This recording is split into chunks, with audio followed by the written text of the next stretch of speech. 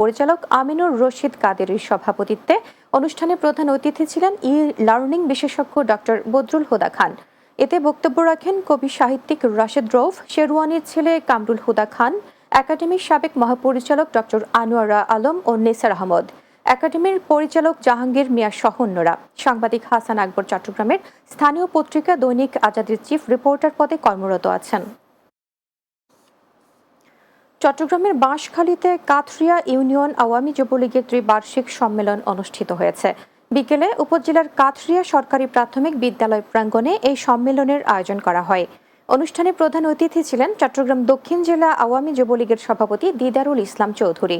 উপজেলা যুবলীগের যুগ্ম আহ্বায়ক শাহাদাত রশিদ চৌধুরীর সভাপতিত্বে এই সময় বক্তব্য রাখেন চট্টগ্রাম দক্ষিণ জেলা আওয়ামী যুবলীগের সাধারণ সম্পাদক জহুরুল ইসলাম জহুর, বাঁশখালী উপজেলা যুবলীগের আহ্বায়ক অধ্যাপক নুরুল মুস্তফা শিকদার সংগ্রাম, দক্ষিণ জেলা যুবলীগের সহসভাপতি আক্তার হোসেন সহ আরো অনেকে।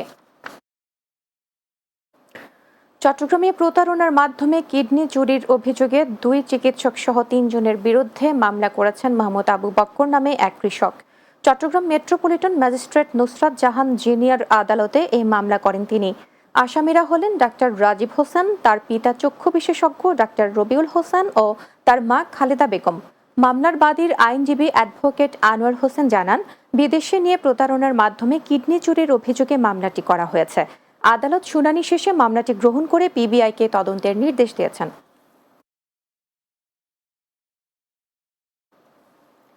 রাতের বাংলা নিচ্ছে আবার